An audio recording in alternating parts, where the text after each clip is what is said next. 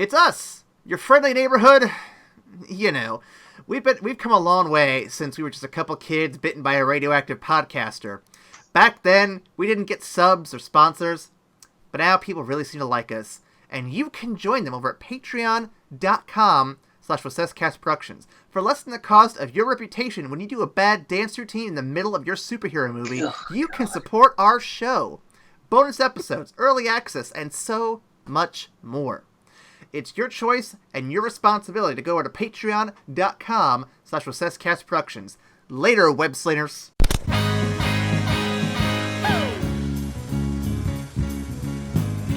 Hey, Spider-Man does whatever Spider can. Spins a web any size, catches thieves just like flies. Look out, here comes the Spider-Man.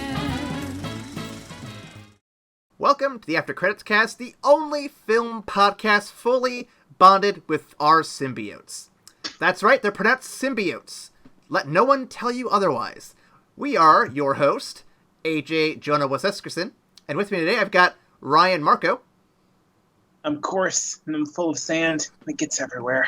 God damn it. And of course, we couldn't be complete without Robbie Brock.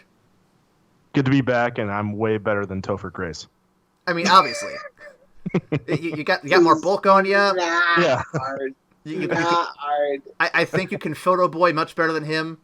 Oh my god. Yeah. I love Topher Grace, but what? Sorry, nope. We'll save it. Yeah. Speaking of saving it, if you want to save some links, they're down below, including our Patreon link, YouTube, Peepa, Apple Podcast, Google Play, Stitcher, TuneIn. Podcast Addict, there's no link, but if you look us up, we're there. If you look us up on Google, we're all sorts of places. And if you want to email us directly to request a platform you want us to be on that we're not on yet, you know what? We can do that for you. Ryan, what's the email they can go to? That email is, little Goblin Jr., you're gonna cry. Excuse me. That's evacstation@gmail.com for the time being.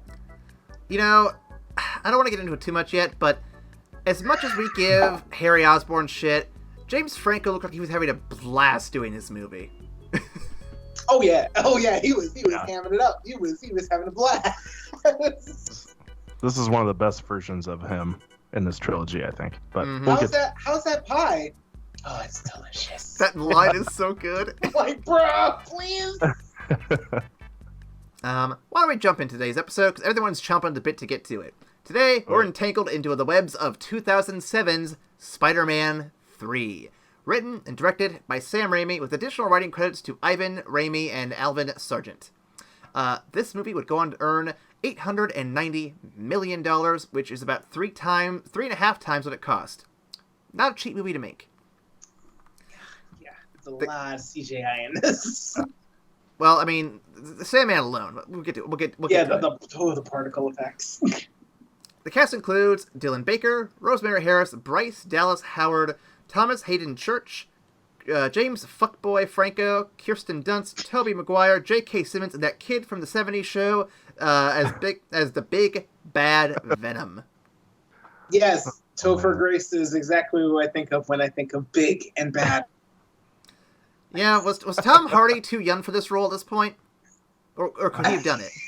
I think he was too busy doing like other. I'm gonna look it up now. Anyway, we have some.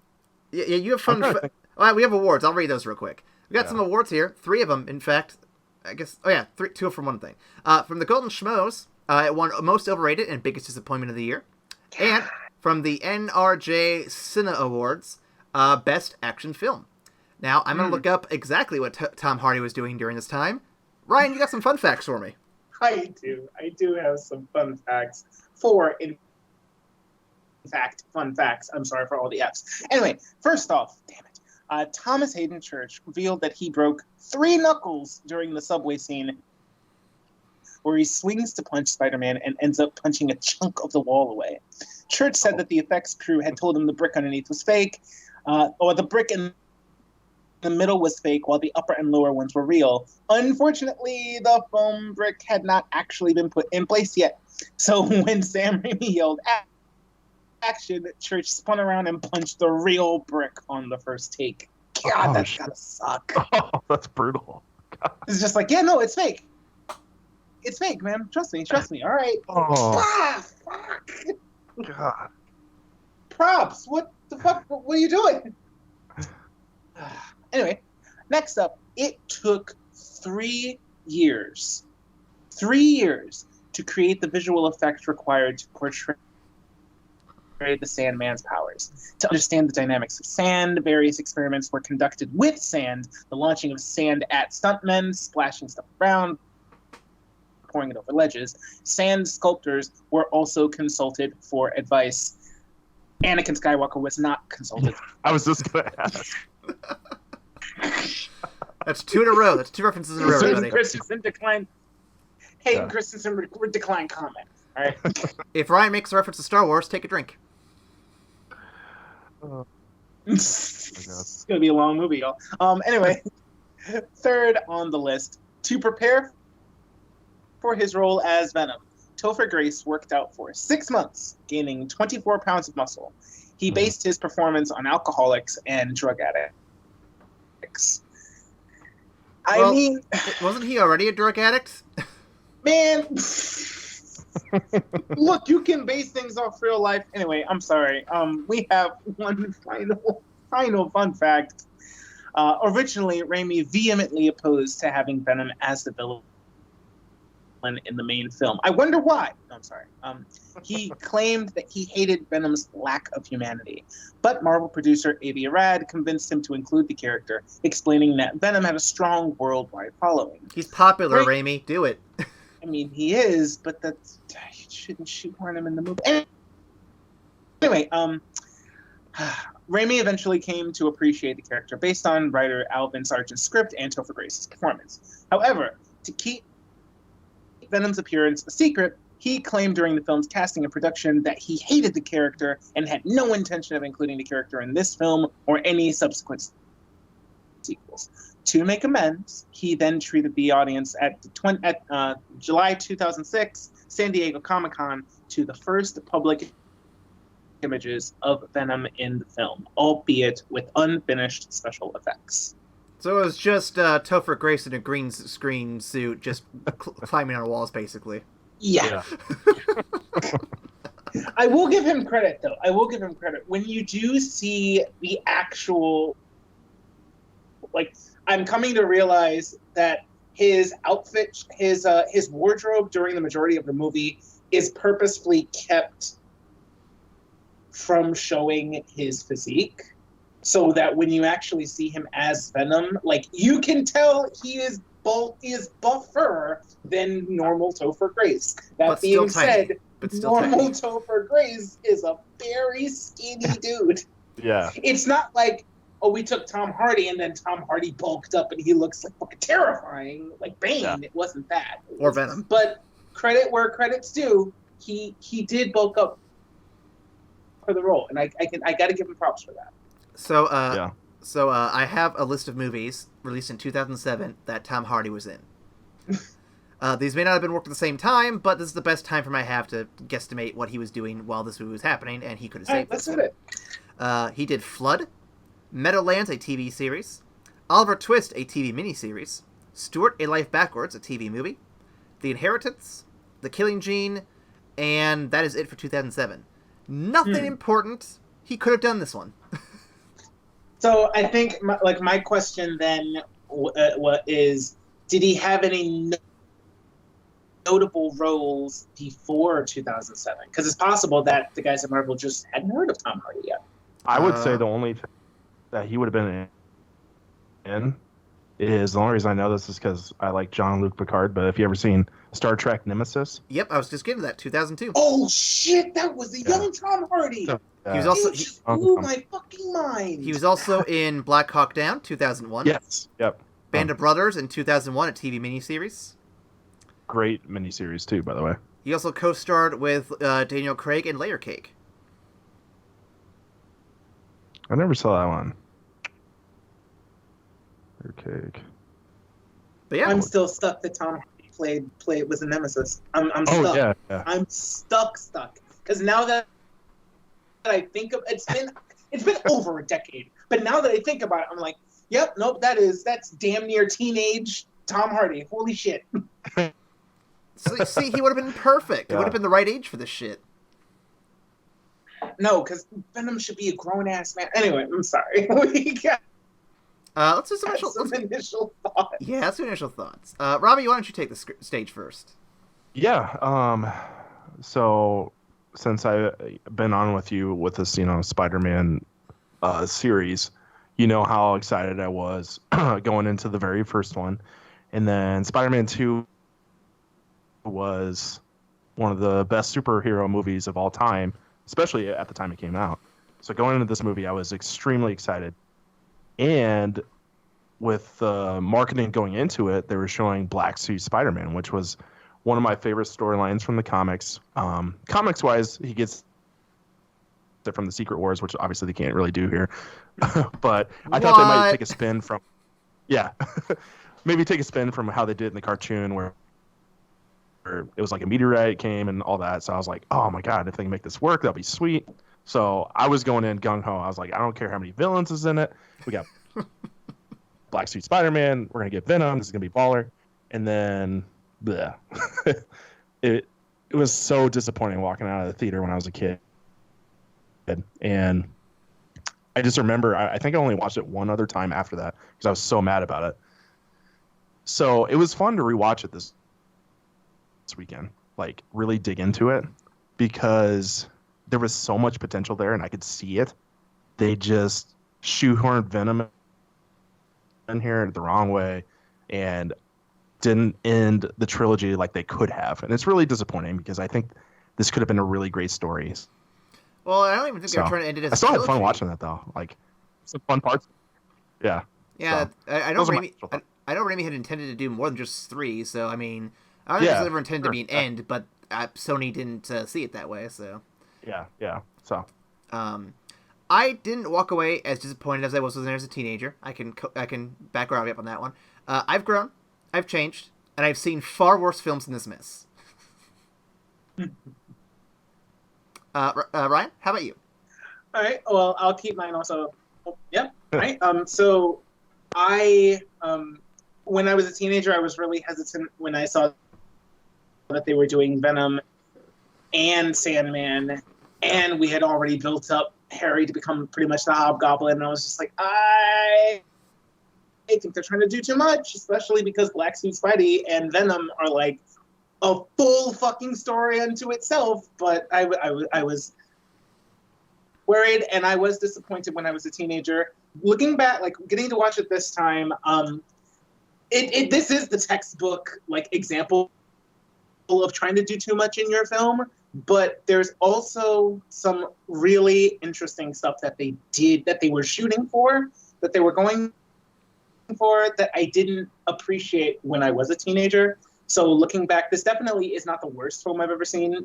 It could have been better, and it's definitely overstuffed, but there's some really good stuff in it too, and I can't wait to talk about that. Absolutely. Before we get into that, I have a synopsis, and boy oh boy, this trilogy did not disappoint me this year. I'm ready. I'm so ready for this. All right. Things have been going great for Peter, and it's up to the cruel hand of fate to slap the joy out of his life. Harry has inhaled fart gas in attempts to repeatedly end Peter's life. Flint Cole escapes from prison and falls into a hole where he gains magic sand powers. And Eddie Brock joins the Bugle to try and steal Peter's gig. Oh, and some black snot falls from the sky and latches on to Peter for some reason. No biggie. Peter's able to deal with Harry by giving him amnesia. He struggles with Flint Cole, but gains the upper hand when the power boost from his new black suit happens. But the suit corrupts Peter's mind, giving him ideas for haircuts, dance routines, and using other women to torment Mary Jane. He quickly realizes his sins and turns to God for help. God smited his black suit and descended it to the depths of the main floor, where it landed on one Eddie Brock. Hey, remember that guy? Oh, and Flint Cole is back for another attempt to squish the spider. Eddie, now wearing the black snot, approaches him for a team-up of Most Foul. Also, Harry gets a bump on the noggin and remembers Peter, and Peter's the murderer of his father, Willem Dafoe. He uses Mary Jane to get revenge. The two tussle. Harry gets two-faced. And then when Mary Jane is kidnapped for the 14th billionth time in a row, Peter approaches Harry for help. Harry justifiably refuses to assist a man who murdered Willem Dafoe, as you should. It is only when the butler exposits that what happened the night of Willem Dafoe's murder. It was by his own glider, Harry. Harry instantly forgives Peter and joins him for the final battle. Fighting happens. Spider-Man fights his evil clone. Harry fights a sand demon. Sacrifices are made. Alliances are broken. And Eric Foreman is sent to the Shadow Realm or some bullshit. God damn it. We get another funeral. Peter and MJ kind of reunite at the end. Trilogy over. Tune in next week for continued disappointment with additional rage. Oh, that's good.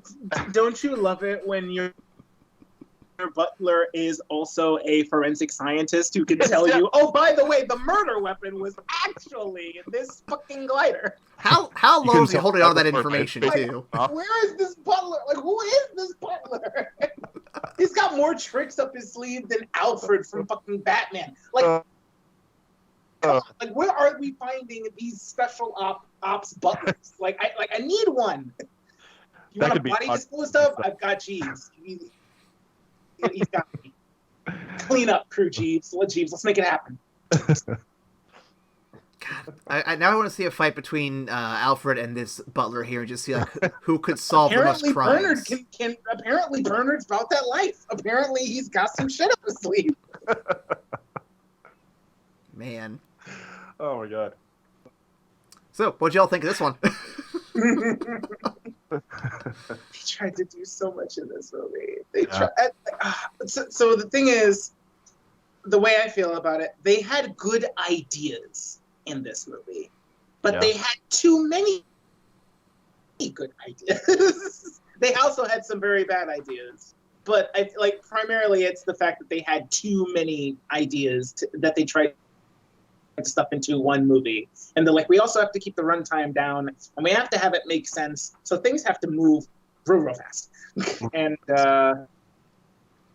it came out pretty incoherent, but Okay. So this is what happens when you stretch for the sun and you can't reach it. You powered the sun in the palm of your hands. You can only do it once. Yeah, you can only do it once. You can literally they got as close as they were going to get with Spider-Man 2, and they're like a little further off. Fuck this. Go ahead. I was just gonna say, I think, and you guys can chime in after this. I think this would have been an excellent movie if they just would have took all the stuff of the Venom stuff out, and you built. So you had Sandman basically as, kind of the secondary villain or whatever, but you're building to this huge showdown with Harry, and whatever happens with that, and then maybe tease at the end, like the meteorite coming down, and we're going to tease the whole Venom saga after that or something. Yes and no.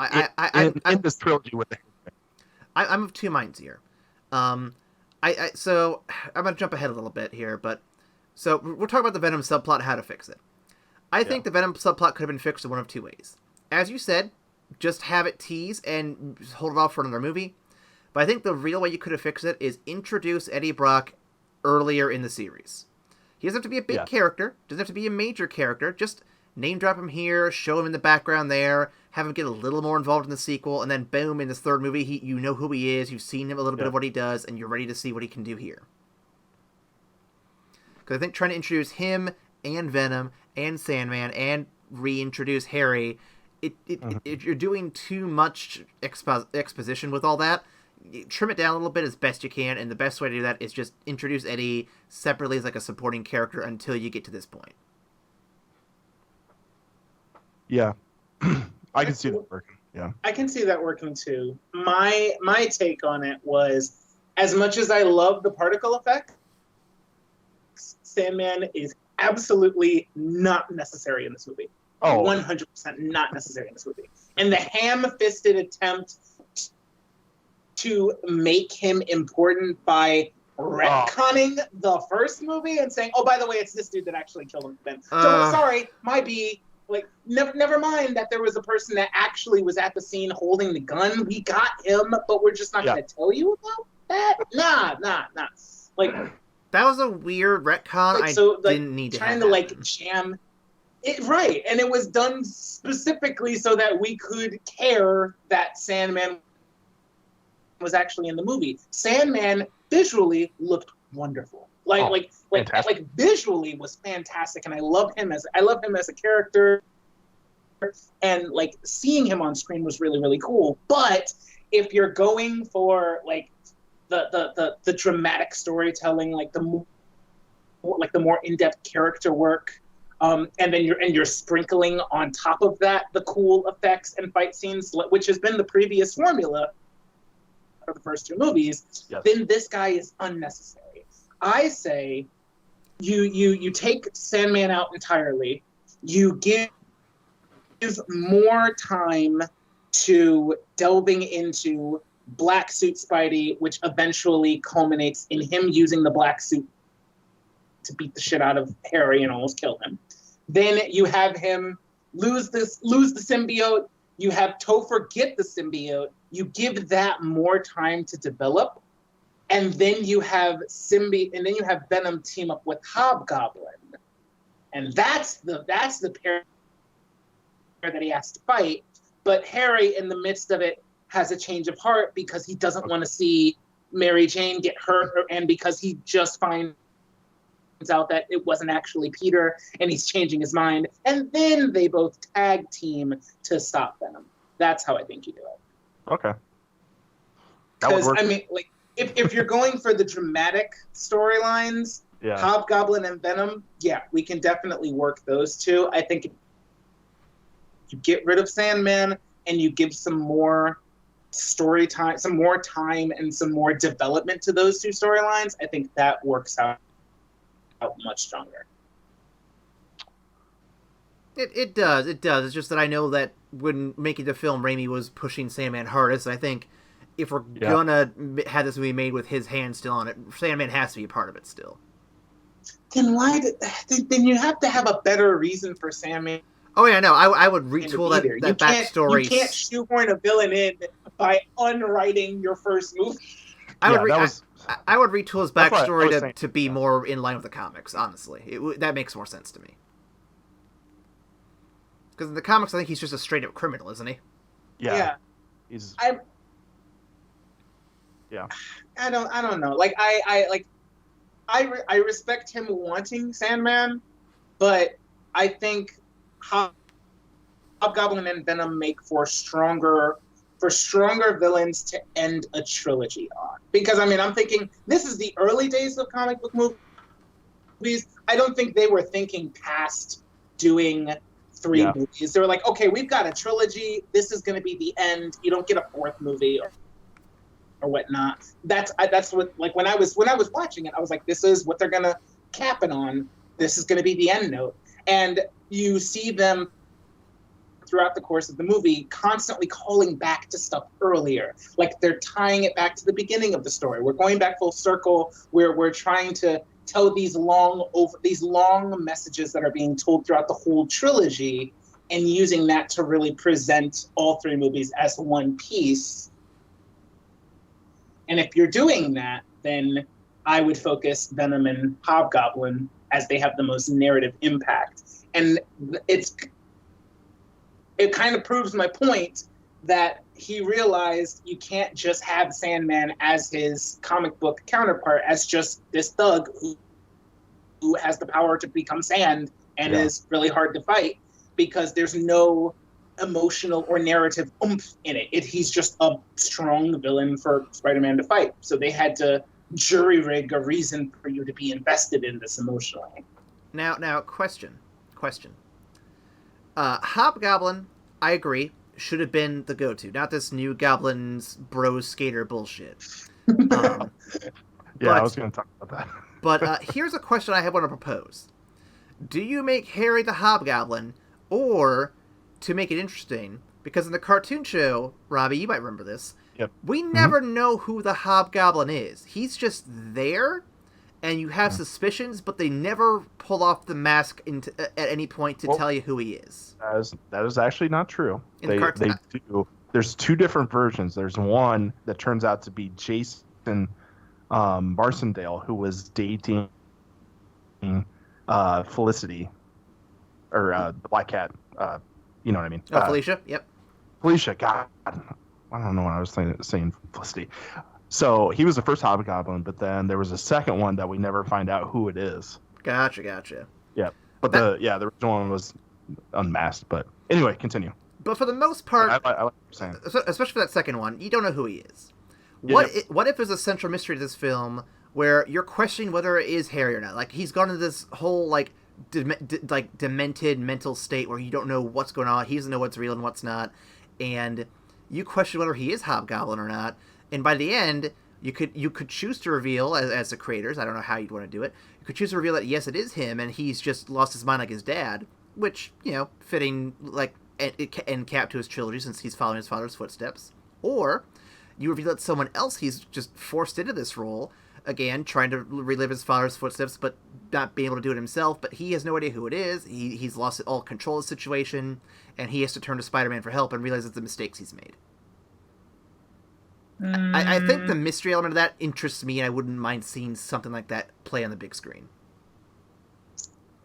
I think it could be done, but I think with how they've taken Harry's arc in Spider-Man 1 and Spider-Man 2, specifically all of the hatred that they built for Spider-Man in Spider-Man 2, and him finding the Goblin's lair at the end of it, I feel like Harry taking the Goblin Serum and being an actual villain was just a bygone conclusion. It's just like, you can't get out of that. They wrote themselves into that corner. For this trilogy, at least. That's right. I feel like once he finds the Goblin stuff at the end of 2, I'm like, okay, so Harry's the next villain. Like, straight up, Harry is the next villain. It will be Harry and one or two other people. Like, I left Spider-Man 2 the first time thinking that. Like, okay, so next time we get Hobgoblin and somebody else. No, Ryan, you're gonna get New Goblin.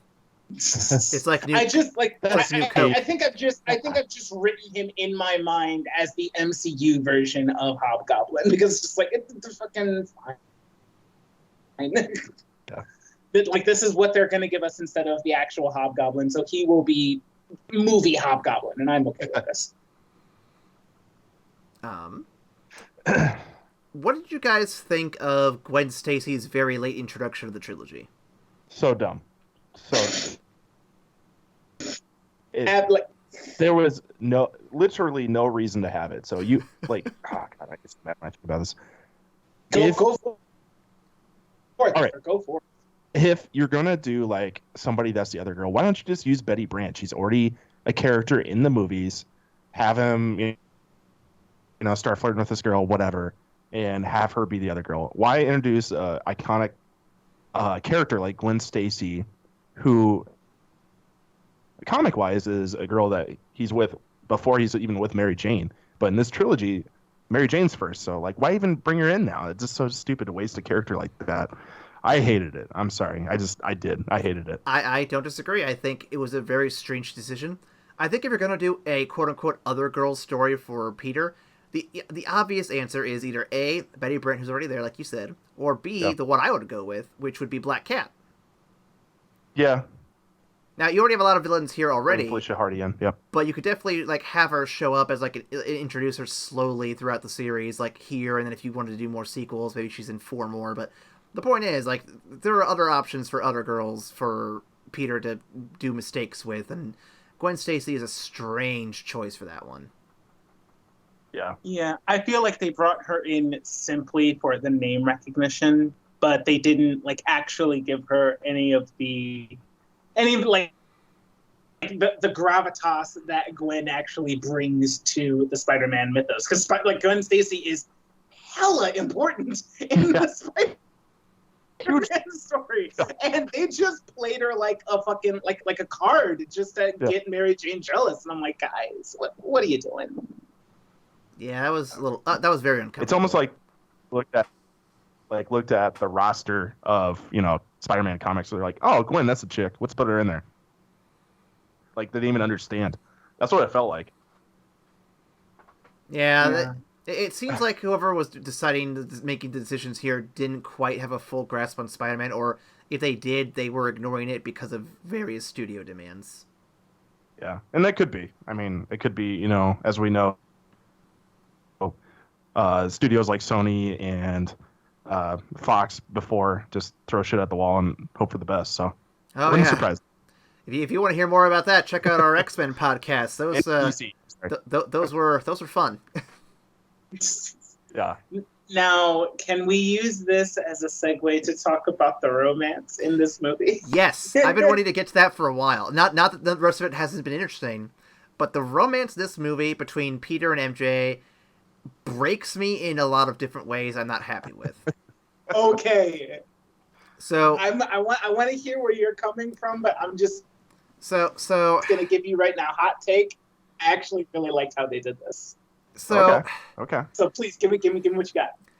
I like it and I hate it. And here's my explanation. I like that it's a relationship that fails, because to me, Peter and MJ are a relationship that just doesn't make a lot of sense in any capacity. Now in the video game, they kind of fixed it a bit in a way that I can be okay with. But in the normal continuities and every other continuity I've ever seen, the two of them being together, to me, has never really been a logical decision, because they never communicate well together. They hide information from one another, especially in this movie. They can't be honest with one another. It's like, why are you guys together if you guys can't tell each other the truth? Like, the entire time Harry's trying to kill Peter, it's like, hey, Peter, maybe you should let MJ know, because, she could also be a target. Yeah. That's fair. And then MJ, if you're uncomfortable with the things Peter's doing, the first thing you should probably do is tell him you're uncomfortable with the things he's doing. Yep. Like, I am not a relationship expert, but I am smart enough to know that these are bad people who should not be together. But I like that the relationship explodes as it does, because it's realistic. It works that way, but I don't like how it happens. Yeah, I think those are all fair points. The only thing I would add is that how's the best way to put this? I really hate Mary Jane in this trilogy. And I know we've kind of talked about it before. But in this movie specifically, so Peter finally has his life on track. She decides to be with him at the end of 2. He is finally recognized as Spider-Man, as being a good hero. He's actually showing up to her shows. He's trying to be supportive. And it's still all about her. I get it. She wants to make it on Broadway. Whatever. And he's still trying to be supportive. But she just, bashes him for being supportive. And then it's just all about her. Oh, my God. Well, I didn't make it in the show. I can't believe you're Spider-Man. She gets jealous. I understand why. Let me. Because that's realistic. But it's like, fuck, man. Peter got shit on the first 2 movies. Just give him this. Shit. Hang on. Let me defend MJ real quick. I'm not saying that I'm gonna be her paladin here, but I'm gonna say one thing. So when you say that she's shitting on him for trying to be supportive, yes, but he's being supportive in a very unsupportive way. Talk to him. So when trying to sympathize and to get her into MJ's shoes, Peter's like, "Oh yeah, when I was Spider-Man, this happened and this happened," and I'm like stepping back and I'm like, Peter, listen to me here.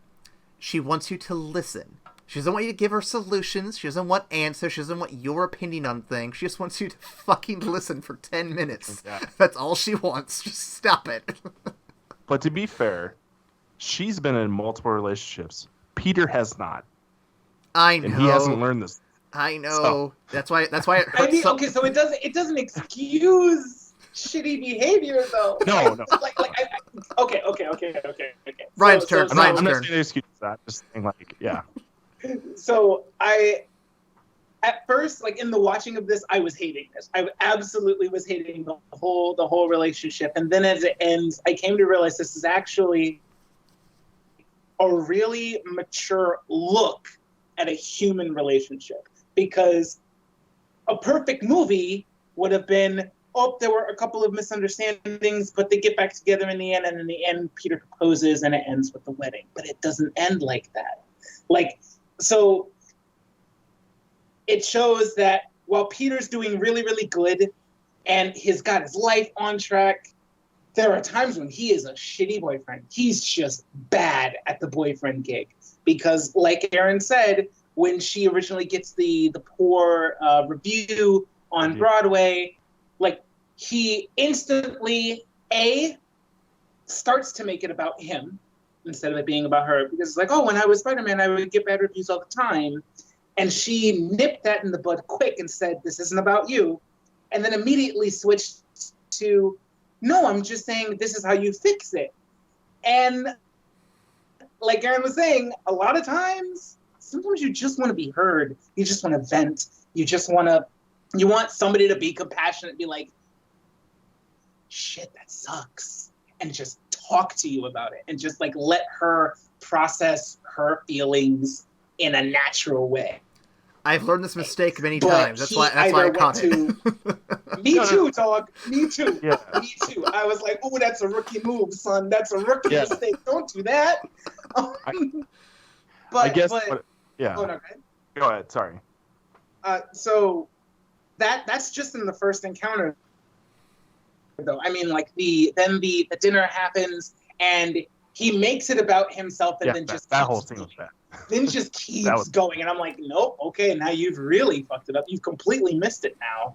And Mary Jane is not perfect in and of this either, because she stops communicating her needs at that point. She stops and says, look, I was fired from the show. Oh my God, had she just told him that, much shit would be different. He had to learn that from Harry after the whole, oh, by the way, I stole your girlfriend back. Oh, and this pie is great, by the way. Just to fuck with his mind. Yeah.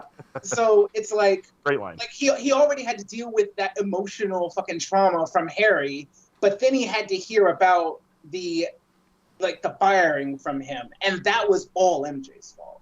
That emotional bit of trauma was MJ, because MJ didn't fucking tell him. But it was also part him, because he was making it so that she felt that she couldn't go to him with her shit, because he was just going to either make it about himself or try and fix it without being empathetic, or without just listening to her problems. You see a lot of genuine human flaws from both of them. And you see that sometimes even shit that seems so faded, and that you're so in love with each other, it doesn't work out because of normal human fuck ups. And then it doesn't end with, oh, but then we got our shit together and then we got married. The end of the movie, or near the end of the movie, is him giving the ring back to Aunt May and saying, I'm not ready. You were right. A husband has to put his wife before himself, and I realize I'm not there yet. That's a hugely self-aware thing to realize. In a superhero movie, that's Peter acknowledging his own thoughts. In a superhero movie.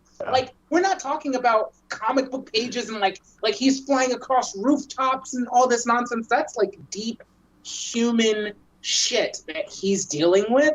And I think in that regard, this romance, it's purposefully flawed, and it uses a flawed relationship to say some real shit about the two characters, and that's why I like it so much. Yeah, and I guess what I was just trying to get at before is just they were setting it up as, he was finally making it and on a high, and then it just stuff goes wrong again. But I think you make a great point, and this movie shows not only just what a human relationships really but it just has great themes of forgiveness and realizing that we all make mistakes, because I feel like that's kind of what the ending was about. You know what I mean? Yeah, I mean with Sandman, with everybody else, everyone's kind of in that same boat. So Yeah, no, like I was saying, Yeah. I hate the relationship in of itself because I don't think they work together well, but I like how they portray it in the way they do. It works on the level that it needs to work. In fact, it's this portrayal that actually makes me like it more, Mhm. because Mary Jane comes off as more human, as more believable to me after this movie. Like I had my issues with her in 2. I definitely had my issues with her in 2. But in 1, it's like those issues were portrayed better. Like, instead of it being like just a ridiculous person, she felt like a real person just fucking up sometimes. And I loved that. I actually really, really liked that. I liked the fact that at the end of the movie, it's them in the jazz bar where he made such an ass of himself, but it's them in the jazz bar, and they're looking at each other, and it's almost like in the shared look, they have like all of the shame from the shit that they've done, but it's also mixed with the love that they have for each other. And it's like, in spite of all the bullshit that we just did, I really want to make this work. And like them taking each other's hands at the end of it's almost like, in spite of it being flawed, we really want to make it work. That, more than anything, sold me as the one true pairing moment. It's just like, in spite of all the bullshit that just happened, we really want to make this work, and we will work through our collective bullshit together. I like it. Now, I know we've gone a little bit about Venom and a little bit about this relationship thing. There's 2 questions I have that we haven't hit that I really want to get to. Number 1, what is your take on Emo Peter? God, that whole thing is just the worst. Like, I don't even know. So I understand where they were going, like, because when the symbiote takes over, you know, your aggression comes out. You are going to act more cocky. You're going to be like, but why did they take it that way? Like, it's just so weird. And like strutting around and like pointing at chicks, and they're having none of it. Oh, it's the worst. So I have an explanation of sorts. It's not the best explanation, but it's one I heard in a video from another YouTuber ages ago, and I like what it's trying to get at, and I think it mostly works. So shout out to Bob Chipman, who is the guy over at the Movie Bob channel. He's the one who pitched this a few years ago, and I think he's onto something. Emo Peter, the whole symbiote Peter, his way of being cocky and cool isn't normal for us. We don't think it's cool. We think it's goofy and dumb. But consider the person who is acting this way. Consider Peter Parker himself. He's a man who has never been considered cool outside of the Spider-Man mask. Consider the fact that he has no understanding of what it's like to be popular or interesting outside of Spider-Man. The idea here isn't so much that he is being a goofball, but more that this in his mind is what cool is, and his twisted symbiote mind is just letting it live out as much as possible. And while it doesn't necessarily work 100%, this is just what he sees. This is what he envisions as cool, and therefore he lives it out that way. Yes. 100%. Like, I hated the goofy parts of this whole thing. Like the strutting and the dancing and the pointing, that was just too much for me. I felt like they pushed it too far. It was just dumb. But everything else about the portrayal rings true to me, because like the symbiote starts bringing out his aggression. Yep. And even though his life is good right now, like by the time the symbiote catches it, like latches onto him, like things are going bad for him, like for the first time in a while. And then his aggression starts getting shit done that he's missing.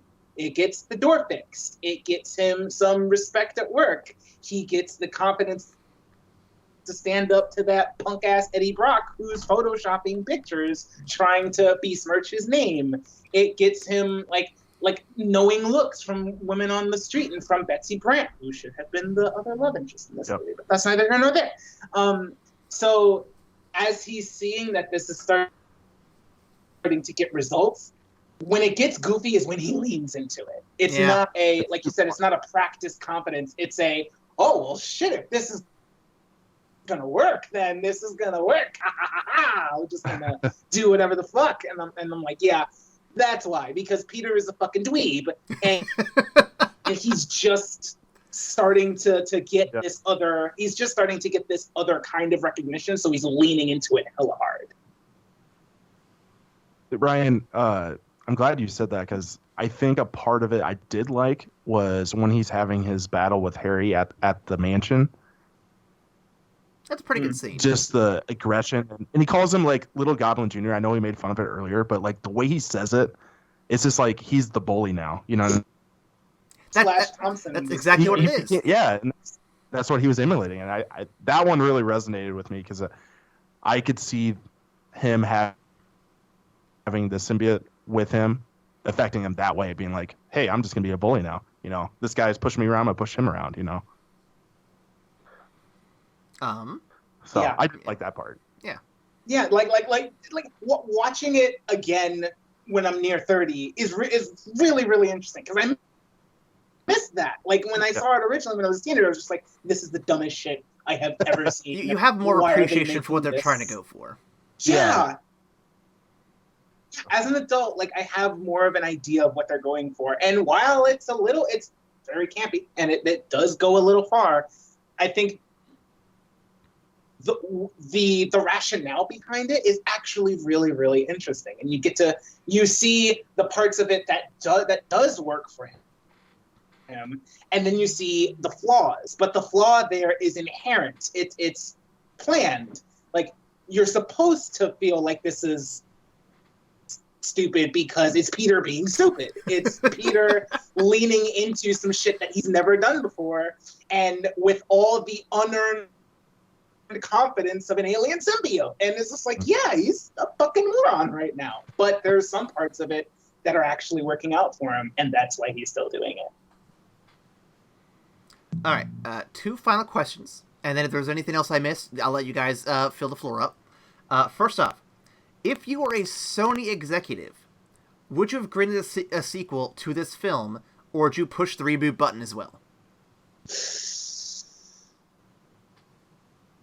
Honestly, I would have greenlit it, because it made $900 million, right? Isn't that what you said before? Pretty much, yeah. Like, and just shy. Yeah. At the time, that was a lot of money. Like, it was. Everybody expects $1 billion now. That would have been, like, basically $1 billion at that time. So, wouldn't you? I mean, just money-wise. Now, story is a completely different, realm, but just, it's going to make money because it has Spider-Man in it. I mean, that's why they kept making movies. Mm-hmm. Well, I feel like it does make... And contracts. Yeah, and contracts. Yeah, sorry. I feel like it makes a good return, but I also feel like the initial public reaction to it was so negative that any exec would have been like, maybe maybe they fucked up. Maybe we start over.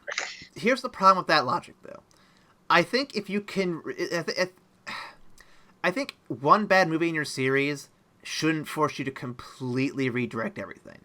I think if you believe in the product you're doing, believe in the people who are making it, like, if you believe in Sam Raimi, like I fucking do, I would have greenlit the sequel for that, because he has made good returns in all 3 movies, and while the third one flopped up, you can easily chalk that up to studio intervention, which, of course, the executives aren't going to acknowledge that, but that's what happened.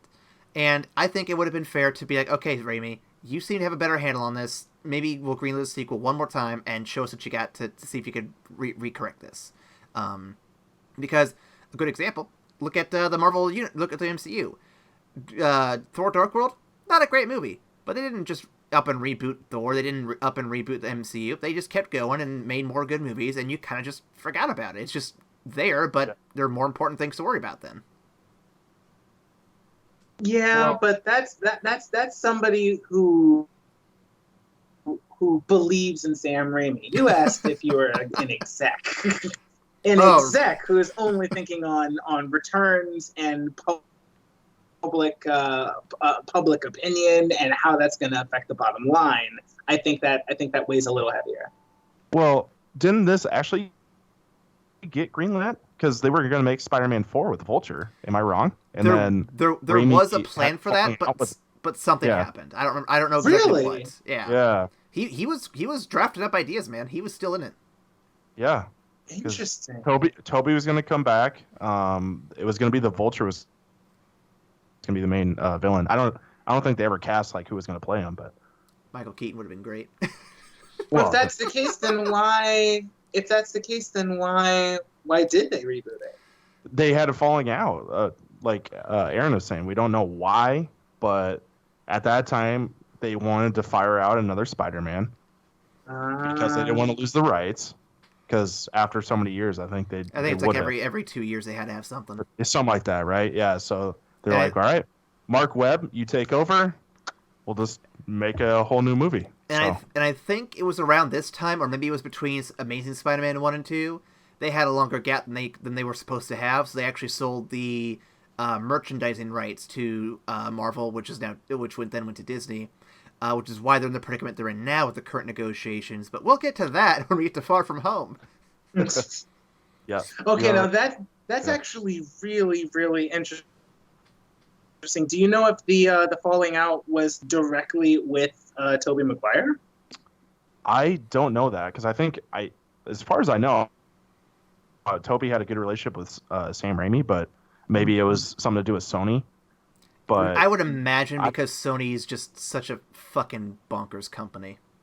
Yeah, and my guess, not that I know, but I'm sure Raimi was kind of pissed how everything happened with Spider-Man 3. So he probably, if I was him, I would have told him, hey, let me do what I did on Spider-Man 2 and, make my own story and not shoehorn people in. And then they're probably like, no, we want the Sinister Six or, whatever. So they were really pushing that Sinister Six for ages. It's stupid. They keep pushing it. They're still doing it. I know, they keep pushing it. It's like, guys, you'll get the Sinister Six when you're ready for it. You ain't ready for it. Facts. So one thing I want to bring up that I didn't think about until I started doing the notes for this movie. This film came out in 2007, 1 year before we would get Iron Man, and 1 year before the MCU starts. Had there been sequels to this, how do you think the MCU would have impacted those sequels? Well, that's a really great question because, we look back and we're like, Iron Man really set the stage, but at the time, we didn't know what the MCU was going to turn into. We didn't know it was going to be this. You would have thought, hey, we're just going to get some Iron Man sequels or whatever. Even with the Nick Fury teaser, I didn't even think we were going to get what we have today. Like, I thought, hey, maybe we'll just have Iron Man and Hulk and whatever, and then it is what it is today. I don't know. I think it would have really depended on, let's say, just for argument's sake with this, that fourth Spider-Man movie was made with Tobey and Vulture's villain or whatever. Would that have been successful? Let's say what it came out, let's see, 2009. Probably 2009. So 2010, probably? Yeah, 9 or 10, yeah. Yeah. So do you think after the success of Iron Man that movie would have been successful because it had the three previous movies with the disappointment right before that? I mean, that's really the question here. I think it could have, but you'd really have to sell that you turn things around from there. You can't have any Venom reference. You got to leave all that behind for now. I would say we're probably not going to bring Kirsten Dunst back, or if we are, her role's got to be something more substantial, like something more important than just the girlfriend. Yeah. And you have to have J.K. Simmons. Okay, obviously he's out there, I'm out. Yeah, of course. Now, The Amazing Spider-Man comes out 2012. Yep. Correct. Yep. I think with the negative reception of Spider-Man 3 and whatever internal shenanigans happened that slowed down production, you then have Iron Man come out and knocks it out of the fucking park. And then it has the teaser where it's like, I'm here to talk to you about the Avengers Initiative. So not only did we have this bomb-ass comic book movie come out, pushing the limits of what we know comic book movies can do, you also have the studio blatantly coming out and saying, we got Avengers coming, guys. Stick with us. Yep. Very true. And this is all 1 year after your negative review of Spider-Man 3. I think it spooked him a bit, honestly. I think they spooked him and also pulling out a Spider-Man movie right after that, after they have the announcement that we're going for the Avengers, it would have automatically drawn eyes to the fact that, hey, is Spider-Man going to be in the Avengers? He is an Avenger, but Sony's got the rights. But he's an Avenger. We're working to the Avengers. I think if they came out with the movie right after Iron Man or near Iron Man, and the talk of the Avengers, it would have thrown things kind of into disarray for Sony. And I think the Sony execs were kind of hoping to bag back for just a little bit to see what Marvel does and to see if they drop the ball so that they can pick it back up with the Amazing Those cowards. Spider-Man. So, do you think that's why they waited for Amazing? I think that's why they waited. Because if you remember, so Iron Man came out in 2008. I believe Iron Man 2 came out in 2010, as well as The Incredible Hulk. Correct? Hulk came out in 2008 as well.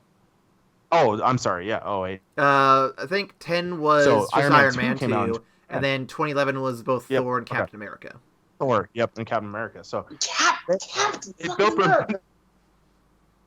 Before they had their next movie.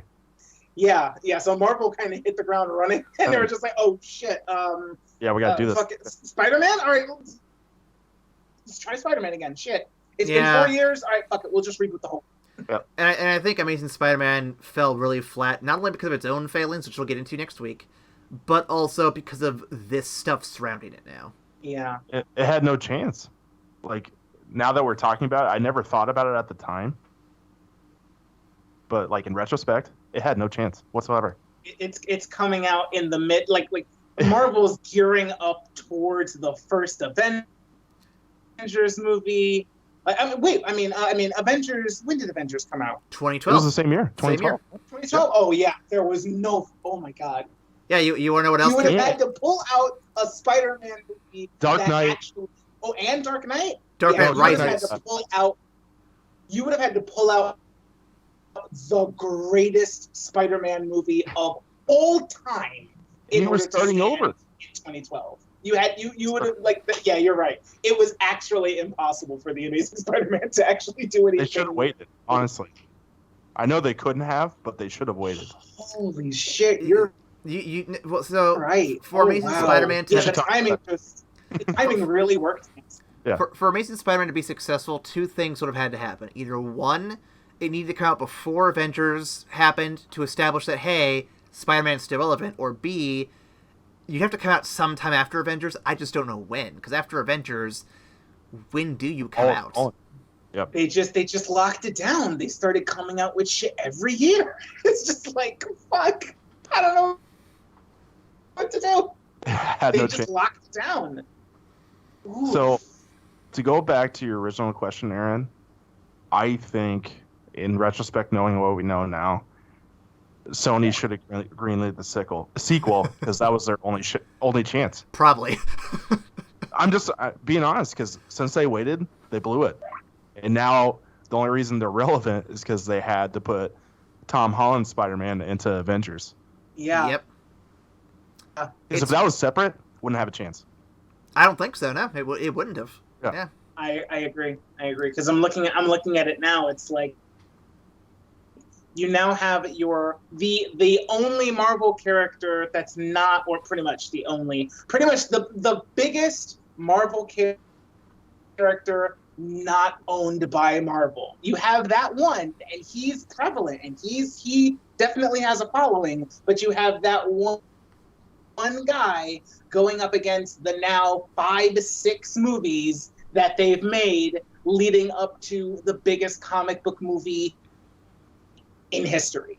Yep. There was literally like the only way they could actually cash in on Spider-Man was to have it linked into the MCU. I think that's a brutal truth that Sony had to come to grips with. Yep. It took them a long time. They wouldn't until 2016, 2017? Yeah, because they were so stubborn. They're like, we own it. It's ours. But in their heart of hearts, they're like, but we can't do shit with it because it can't stand against the weight of the MCU. Like, the only ones who could would be DC, and they still need to get their fucking shit together. Yeah. Well, it was the same thing with them. They were screwed as soon as the Avengers came out. Like, had no shot. No, they had a shot. They just they rushed it. Had they been smart and patient, they could have built towards something like that. But I guess I should rephrase that. It was about, because yes, cinematically would have made sense to do it that way, but execs are never going to wait that long. So of course not. Because they had to start sooner for it to matter and both mesh up, where you take your time like the MCU did and make money. So, but they're getting better now. I'm actually really excited about Wonder Woman 84 and Suicide Squad. And, Birds of Prey was fun. Yeah, and that was fun too. So we'll talk about that in a future podcast. They're definitely learning. Yeah, they're definitely learning. I'm not going to take anything away from DC. They've definitely made good strides. I wish they had started off better, but they're learning from their mistakes, and that is how you get progress. If they keep on making good strides and putting out better and better movies, they will eventually stand toe to toe with Marvel in the movie space, because they have the characters. As much as I love what Marvel's doing, as much as I love Marvel, I think people are going to get tired of it after a good long while. People are already kind of tired of superhero movies, but I think if Marvel doesn't keep innovating, people are going to get tired of it. And if DC keeps getting better while people are starting to fatigue off of Marvel, they will catch up. They will close that gap, and it's gonna and the rivalry will actually stand where it should stand in terms of Marvel versus DC. They'll be on a more even playing field. So I mean, I'm not saying that Marvel is going to slow down, but the pressure is on Marvel to keep treading new ground and to keep innovating. Where DC just has to keep getting better. They just have to keep actually improving. It should be interesting, honestly, because just like you just said, Aaron, you're at after Endgame, it's where do we go now? And DC's just starting to find their footing. So it could be a fun decade going forward here. Definitely. 2020s. This has been a very interesting direction this conversation took. I didn't expect us to get deep into film release history and all that stuff. Yeah. It's weird. But no, I'm stoked. Great what if. It's a great what if. Yep. That's a great question. It was honestly it was a great question. It's one of the better ones I had, actually. Yeah. No, that was really good. Yeah. So let's hit the mail call real quick before I forget. The top of the episode, we actually had a new special intro this season, like the X-Men season we did. Every episode's gonna have a new intro. This episode, of course, was the Spider-Man theme jazz remix, so that way everyone's all on the same page there. Who was that by? I forget who did that. Is that by Postmodern Jukebox? Because it sounded like them. Let me go back on my YouTube tab here because I don't remember. It was done by motionamp.com. That's good. It's a good remix. Yep. So to give them a check out, I'll put links down in the description. And speaking of which, links down below for our Twitter, Facebook, Tumblr. You can reach out to us, leave comments down below. Would you have greenlit a sequel to Spider-Man, or would you hit the reboot button? And what was Sony's mistakes in that decision? Let us know in the comments below, or you can email us your decision at Ryan. They can email us that decision at really shitty boyfriend and girlfriend dynamics. I mean, excuse me, evacstation@gmail.com for the time being. I'm pretty sure we'll get a self-help email if they do the one you were recommending there. Yep. If you want relationship advice, email that first email, and we'll talk. Love that shit. Let's jump into the final thoughts. Platinum to shit and all the colors in between. Where the hell do you rank Spider-Man 3 after a discussion like that?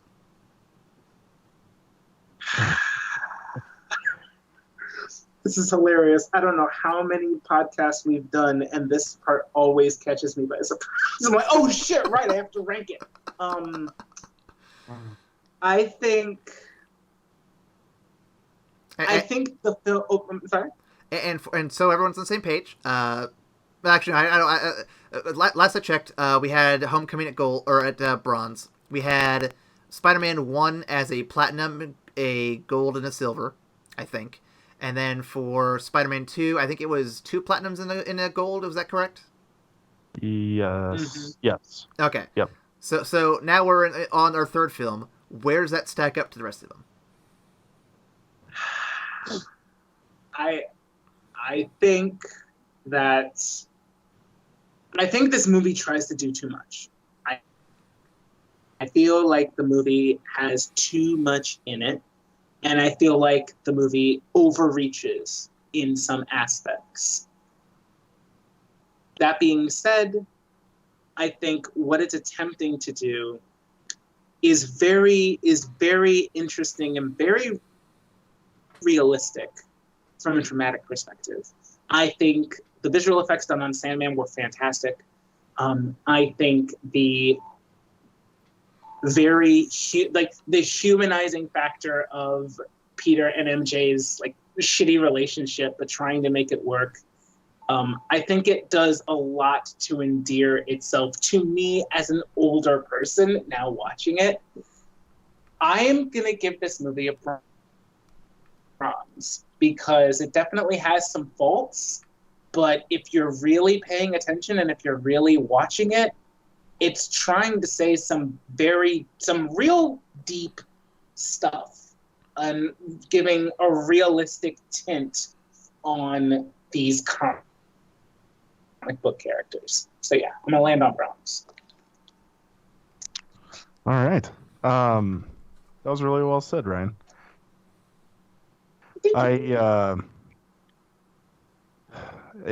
It was good for me to step back and rewatch this after remembering in 2007 the disappointment I had. There's still some of that disappointment just with how the Venom subplot turned out and everything, but there's some really good parts to this movie. I'm glad that we got some payoff of this build up to Harry being some sort of goblin. Whether you want to call it the Hob or whatever. Skater Goblin. Hipster Goblin. But I like that they finally had that showdown that has been building since the first movie. And I like that there was payoff with forgiveness at the end. I mean, I feel like that scene really kind of hit you because you've been with these characters for 3 movies, especially since I've watched them all recently. And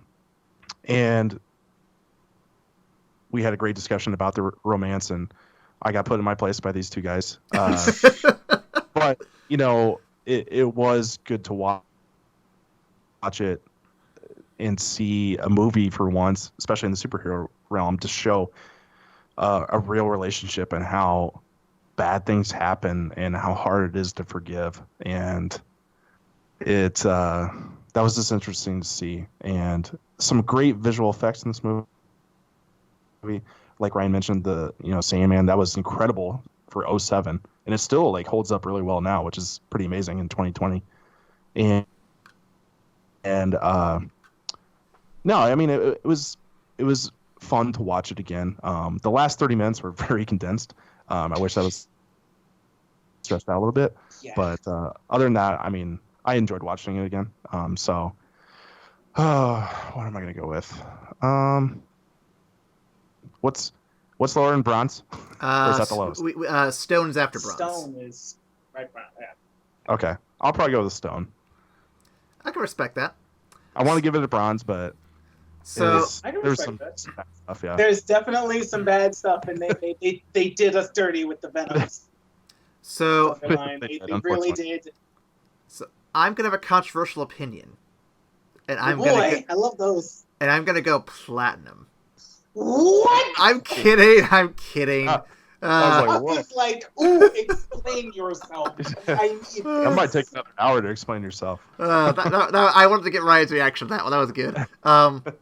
No, I think everyone's on the same page here for the most part. There are a lot of things that are done really well that in a good movie would have been like the icing on the cake, the relationship stuff, the rivalry, all that stuff. A lot of really good ideas there. But there's a lot of distractions, a lot of stuff that pulls it away, and ultimately a lot of weird decisions, and whether they were Sam Raimi's originally, whether they were the studios, whether it was a bit of both, it's hard to say in the aftermath without actually sitting down and talking to somebody. But at the end of the day, a lot of weird decisions kind of weigh it down. And I'm thinking to myself, in comparing it to the other films we've seen, how does it hold up against Homecoming? The reason I have that lower than any of the other ones is because I found it, while competent to with no question, it was a little dull for me. This one is more interesting, but it falls flat in a lot of weird areas, so I don't know how to compare them. I think the best thing I can do is probably give it a low bronze, high stone. I'm probably going to go bronze just to be a little nicer to it, because like I said, on this rewatch, I found more appreciation for it than I did as a kid. Not a lot more, but more. But more. Would you say, in comparison to Homecoming, it's more interesting but less competent? Yes, that's definitely what I would say. Yeah. That's really fair. That's a fair comparison there. Yep. Well, thank you for joining us for Spider-Man 3. We hope you got as enlightened by the nonsense we came across as we did. Tune in next week when the three of us and a special new guest will be joining us for Amazing Spider-Man the First.